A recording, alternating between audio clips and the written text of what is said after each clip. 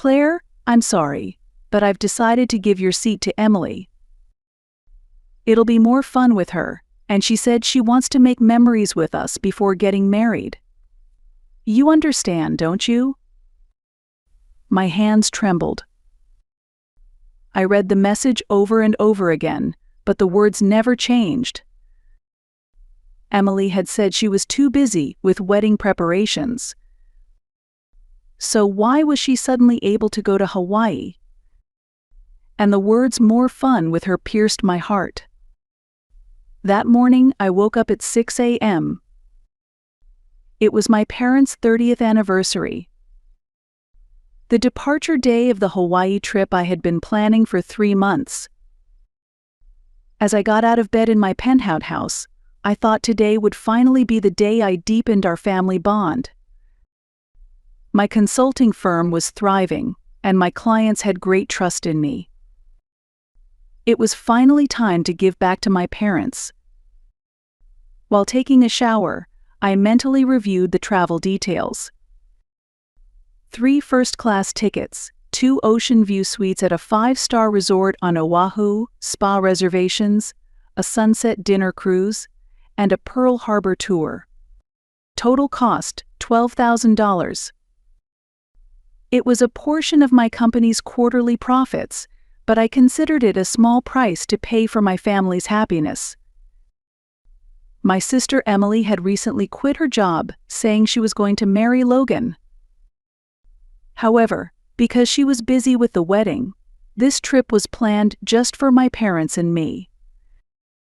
I was looking forward to spending time alone with them for the first time in ages. While eating breakfast, I checked a message from my mother, Patricia. "I'm so excited for today. Your dad is thrilled too.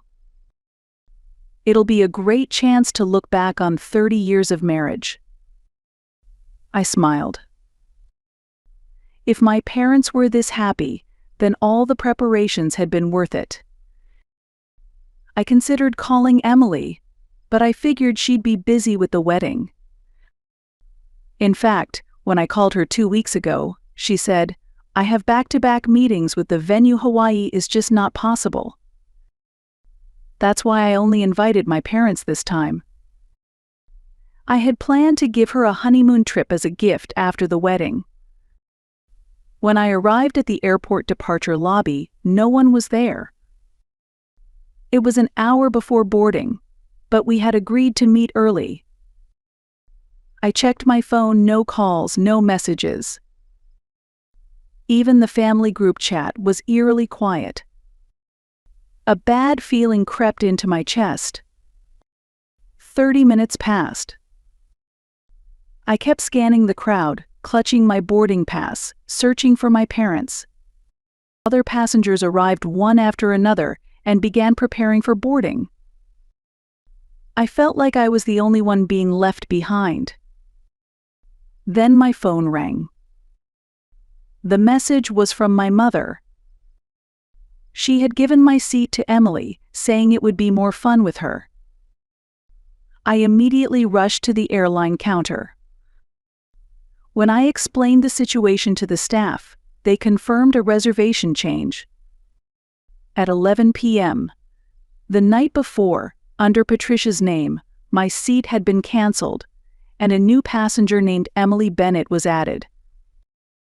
"Do you have any record of my consent to this change?" I asked the staff. "Yes. Since the tickets were originally booked under Patricia's name, the change was made accordingly," they replied. I was stunned. It was true, my mother had said she would handle the airline reservations, and I had trusted her. I sank into a seat at the boarding gate. Around me, families were cheerfully getting ready for departure. As children's laughter echoed through the terminal, I sat alone. The words "I gave your seat to Emily, and she's more fun" kept replaying in my mind. I called Patricia, but the call didn't go through. It was the same with my father, Douglas. Emily's phone was turned off. They were probably already on another flight to Hawaii. On a trip I paid for without me. A trip I spent 3 months planning, stolen from me overnight. An announcement came over the intercom saying boarding had begun. I stood up and gazed out the window. Seat A, first class. Emily was probably sitting in the seat that was supposed to be mine, chatting happily with my parents, sipping complimentary premium champagne. While drinking coffee alone at the airport bar, I reflected on my relationship with my family. I had believed Emily when she said she was too busy with wedding preparations, so I had asked her to sit this trip out. In the end, was that all a lie? Or had the allure of a Hawaii vacation simply outweighed the need to plan a wedding? Either way, my feelings had been completely disregarded. Emily was more fun, so they took her instead of me. As if I were a backup option. I opened the message from my mother again. I gave your seat to Emily. It'll be more fun with her. After replying, understood, I stood up. As I walked toward the parking lot, I began forming a plan in my head. My family would enjoy Hawaii without me. But when they returned, the world waiting for them would be entirely different. In the parking lot, I started the car and took a deep breath. $12,000. 3 months of preparation. My gratitude toward my parents. All of it had become meaningless in an instant. But instead of anger, a cold, icy clarity took hold of me. I was certain this day would mark a turning point in my life. If things had gone as planned, this would have been the second morning of the Hawaii trip. Instead, I was in my downtown office, sipping my morning coffee and checking emails. 3 urgent requests from clients, a presentation to finalize for next week, and 1 notification from the credit card company. As I opened the final notification, my blood froze. An unusual high-value transaction has been detected. Honolulu, Hawaii, resort spa, $2,500. Approval required. I stared at the screen. A spa charge had been billed to my credit card. But I was in New York. It was my family who was in Hawaii, using my card without my permission. The family card had been issued as part of the support I provided after finding success in my business. I had set a monthly limit and given it to them for routine purchases or emergencies. But $2,500 at a spa was far beyond ordinary spending. Especially when I wasn't even on the trip. I immediately logged into the bank's online system. When I checked the transaction history from the past 48 hours, an even more shocking truth was revealed. Restaurant bill, $500. Gift shop, $500. Marine activities, $1,500. All charged to my card. All expenses I had no knowledge of. I sank deep into my chair. Not only had my family excluded me from the trip, they were living it up on my dime. As if they thought I'd gladly pay for it. Just then, a message arrived on my phone. It was from Emily. Big sis, Hawaii is amazing. Mom and I go to the spa every day. Don't worry about the money, we'll definitely pay you back. Mom says you'll understand. It's for the family, after all. My hands shook with anger.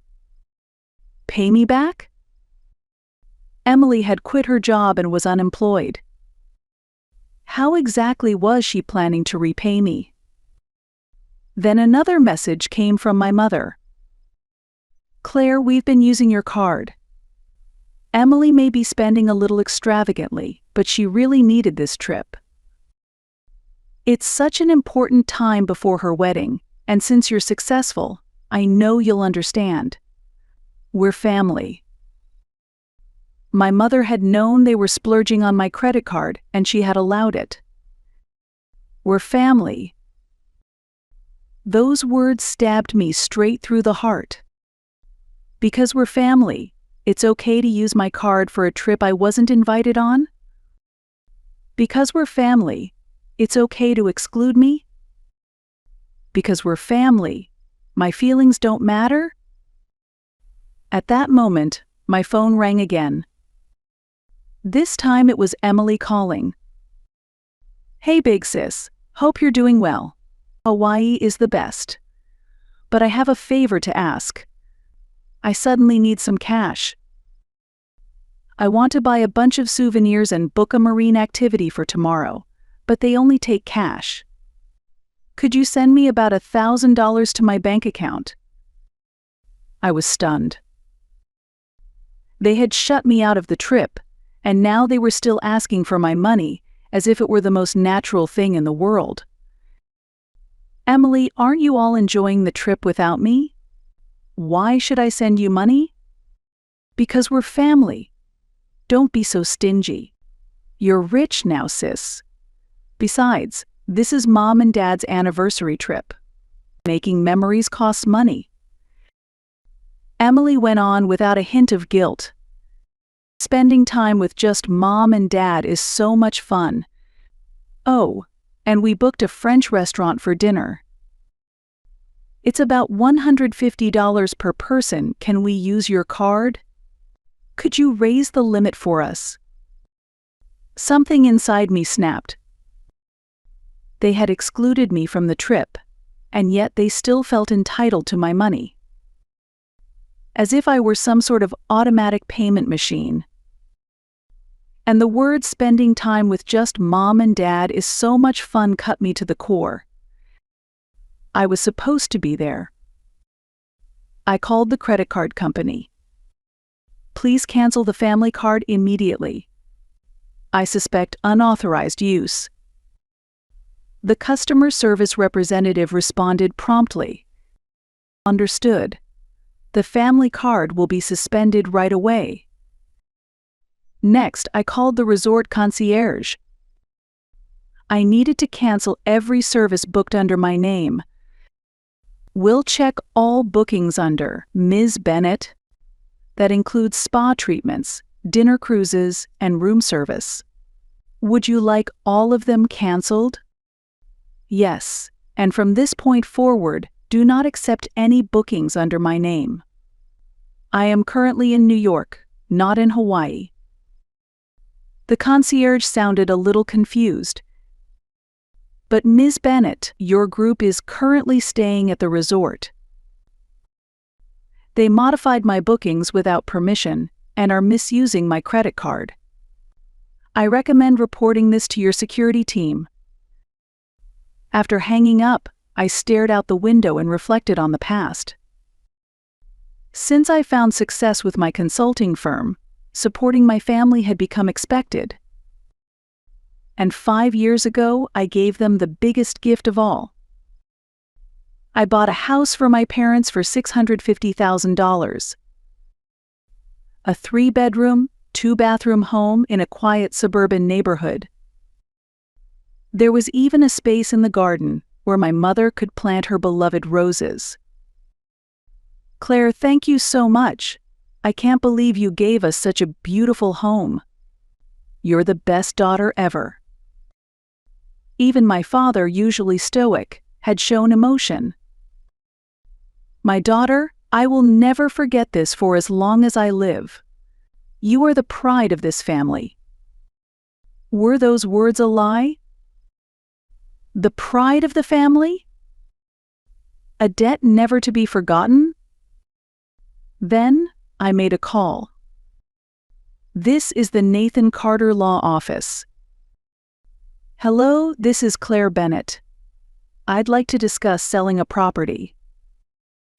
Of course. Which property is it?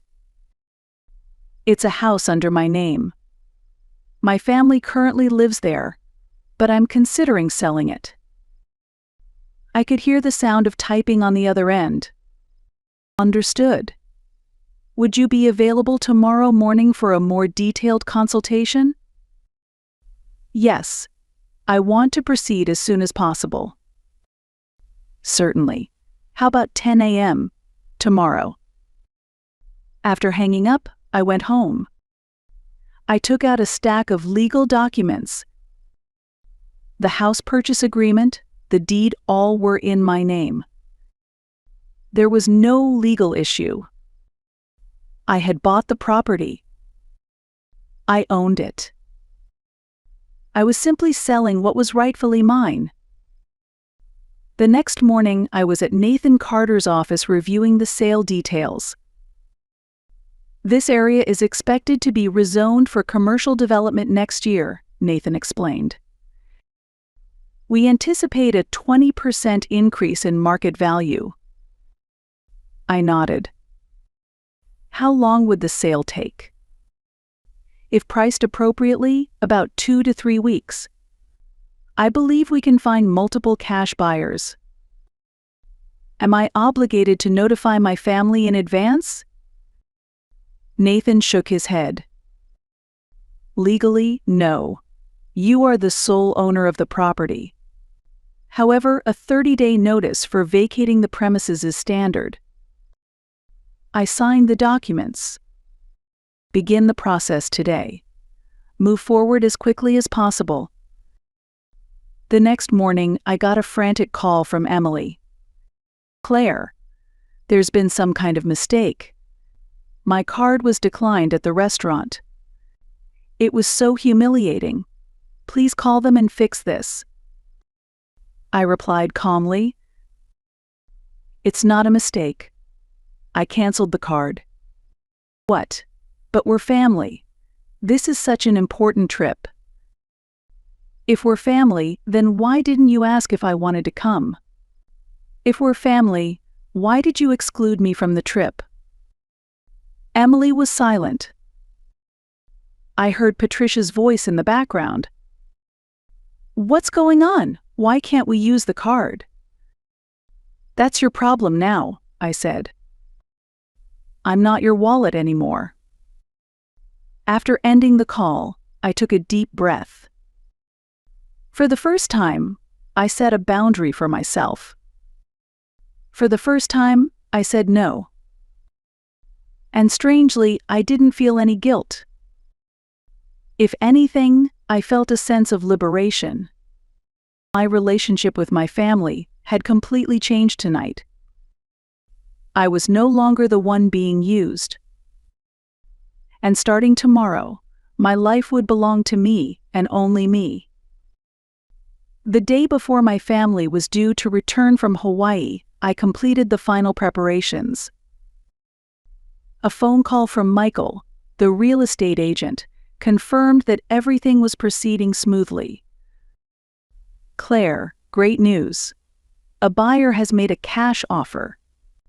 Thanks to the area's development plans, things are moving even faster than expected. The house I had bought for my parents 5 years ago had cost $650,000. But this time, the sale price was $780,000. The market value had risen, and the timing was perfect in both speed and price. When can I sign the contract? I asked. We'll have a signing ceremony tomorrow at 10 a.m. with a notary present. The ownership transfer will be completed by 2 p.m.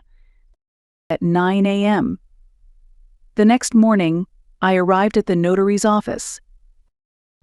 The buyer was a local developer who said they planned to begin construction as early as next month. Just as I was finishing the signing, my phone rang. It was a call from my father. Claire, we just got home and there's some mail here. It says eviction notice. Says we have to vacate the house within 30 days. Do you know anything about this? I checked the time. 10:15 a.m. It looked like they had returned earlier than scheduled. "Dad, there's something I need to talk to you about. I'll meet you at the house." "What is this about? What's going on?" "I'll explain everything in person. Let's meet in an hour." At 11:30 a.m., I parked my car in front of the house. When I arrived, all three of them were waiting, still holding their suitcases, confused with the letter in hand. "Welcome back. How was Hawaii? I'm sure the three of you had a great time." Emily was the first to speak. "Big sis, you're finally here. What is this letter? Is there some kind of problem?" "There's no problem. It's just that this house no longer belongs to us." My mother stepped forward.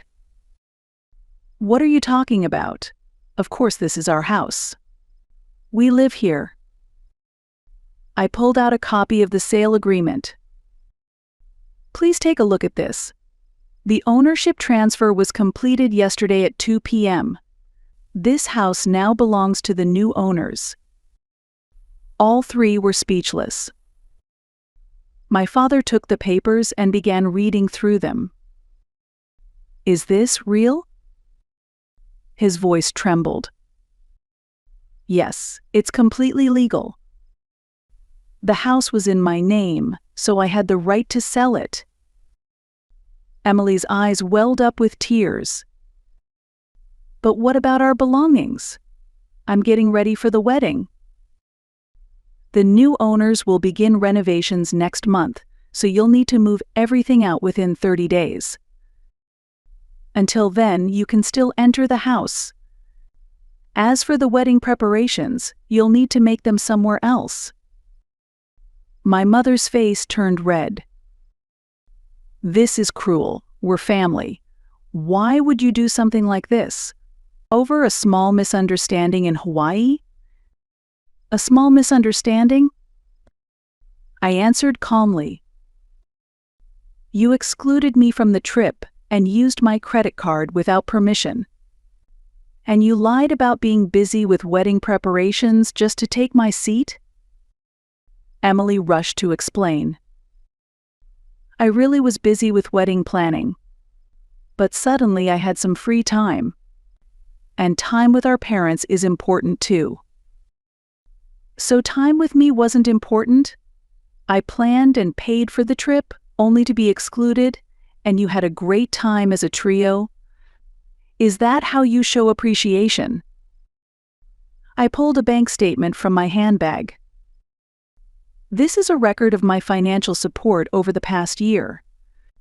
I paid for home maintenance, property taxes, utilities, about $15,000 annually." I showed them the statement. "I've supported this family with about $50,000 over the past 5 years. And instead of being thanked, I was excluded because I wasn't fun." My father finally spoke. "Claire, it's true we may have relied on you too much. But we're family. We should be able to work this out by talking." He continued. "We love you. You're our successful daughter, and we're proud of you.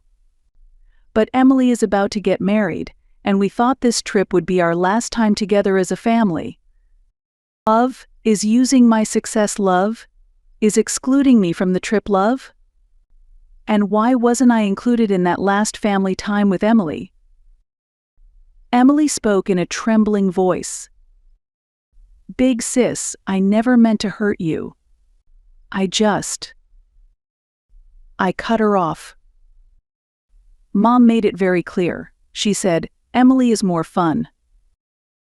At that moment, the new owner's car pulled up. A young couple stepped out and greeted me. "Ms. Bennett, thank you again. We'd like to take a look inside to begin our renovation planning." I turned and looked at my family. "Please have everything moved out within 30 days. After that, this will no longer be your home, it will be someone else's property." My family stood frozen in shock. After living rent-free for 5 years and receiving financial support, they were finally forced to face reality. Emily would now have to restart her wedding preparations in a new home. As I walked back to my car, I felt no regret. Instead, I felt light, as if a burden I had carried for years had finally lifted. I could hear the sound of a new life beginning. 2 weeks had passed since my final conversation with my family. They had tried to contact me multiple times, but I ignored every message. While drinking my morning coffee in my new apartment's living room, I read a new message on my phone. It was from Emily. "Big sis, I really need to talk. Can we meet today? Please." It was her 5th message. But this time, something felt different. It no longer had that demanding tone. It sounded like a plea. At 2 p.m., I was waiting in a cafe downtown. When Emily arrived, I was surprised by how much she had changed. The flashy makeup was gone, and her hair was simply tied back. She wore inexpensive fast fashion, looking like a completely different person. "Big sis," she said as she sat down. "Thank you for meeting with me." I said nothing and just looked at her. The truth is, Logan and I broke up. Her eyes filled with tears. No, actually, he dumped me. I raised an eyebrow. "What happened?" "Everything fell apart," she said, voice trembling. "After you canceled the credit card, we were really struggling in Hawaii. But that wasn't the biggest problem." "What do you mean?" "The wedding preparations. That was actually a lie." Emily held her coffee cup with shaking hands. My relationship with Logan had already started to fall apart before the trip. I was stunned. "What do you mean by that?" To be honest, I was seeing other people. A few. Logan wasn't enough for me, and I went on casual dates with other guys. But just before the Hawaii trip, he found out. Her voice wavered. Logan was furious. We had a huge fight the day before heading to the airport, and he said, "It's over," then walked out. But I was too proud to admit it, so I snapped back, "Fine, I'll go to Hawaii alone." That's when I lied and said I suddenly had free time and took your seat. I was speechless. While I was in Hawaii, I told Mom and Dad that Logan had an urgent matter and couldn't help with the wedding plans. But in reality, he was going through my social media and messages while I was away, collecting evidence of my cheating. He even contacted my friends to confirm I'd been seeing other men. Emily wiped her tears. "Right after we got back from Hawaii, while we were arguing with you about the card, Logan sent me a long message. It had the names of all the guys I cheated with, photos of us on dates, screenshots of messages, everything organized. And at the end he wrote, 'You're the worst woman I've ever known. Don't ever contact me again.'" I said nothing. It was a truth uglier and more complicated than I had expected. "Claire, I was really stupid. The whole thing about getting married, quitting my job, it was all selfish. And I depended on your money without showing any gratitude or respect. I was a terrible sister." Emily sniffled. "And now we're really struggling. Dad, Mom, and I are all living together in a tiny 1-bedroom apartment. The rent is only $800, but even that's hard to cover." I was surprised. "All 3 of you?" "Yes. After you sold the house, we had nowhere to go. Dad can't afford his medication, and Mom, even though she's nearly 70, started working part-time at a convenience store. I'm working at a fast food place too, but it's nowhere near enough to support the three of us. Emily's voice trembled. Every night, Dad says, "Let's go apologize to Claire." And Mom says, "She's family, she'll forgive us." But I was too scared to reach out.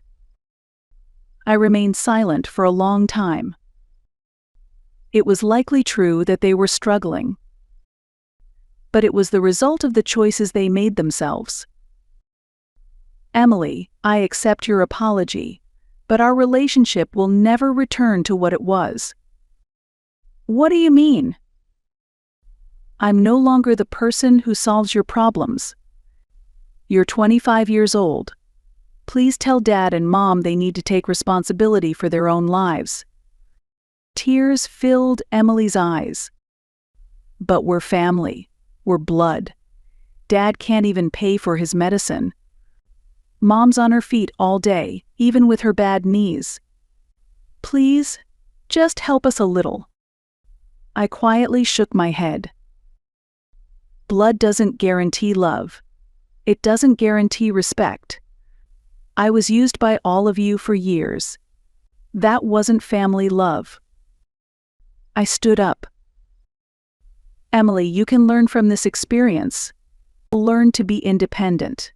Learn not to rely on others. And learn not to exploit people." "Claire, I'll change. I swear I'll really change. Just give me one more chance." "You've already had more than one chance. It's over." As I walked out of the cafe, I felt a strange peace. I felt no anger. No hatred. Only the relief that a long chapter had finally closed. That night, when I returned to my apartment, there were 3 messages on my voicemail. All from my father. "Claire, it's your father. Emily told me everything. We're really in trouble. I'm swallowing my pride to ask you. Please give us one more chance as family." Second message, my daughter. "I can't afford my medication. I can't even go to the doctor. I'm proud of everything you've achieved. That's why I'm asking for help." Third message, "Claire, this is the last time. We hurt you, but we're family. Blood is thicker than water. Please forgive us." I deleted the messages. The next day, I received a long letter from my mother. "To my beloved daughter. We were wrong. Now we finally understand how hard you worked for us. Your father has no medication, my knees are in pain, and we're ashamed of how much we relied on you. Please, just one more time, accept us as family." When I finished reading the letter, I threw it in the trash. Even after that, they continued to reach out 2 or 3 times a week. Calls, emails, sometimes even showing up at my office. But I never responded. I gave security their names and instructed them not to let any of them in. 3 months later, I received one final message from Emily. "Big sis, I won't contact you again. We'll try to survive on our own somehow. But I'm truly sorry. I hope you find happiness." I deleted that message too. And I felt no guilt. It was true that they were struggling. But I was no longer their safety net. They needed to learn, for the first time, what it meant to be truly independent. That night, I had dinner on the balcony of my apartment. No phone notifications. No emergency calls from my family. Just time that belonged to me. The following week, I finalized my trip to Iceland. A solo 2-week journey to see the Northern Lights. It had been a dream since my student days, always postponed for family obligations. But this time was different.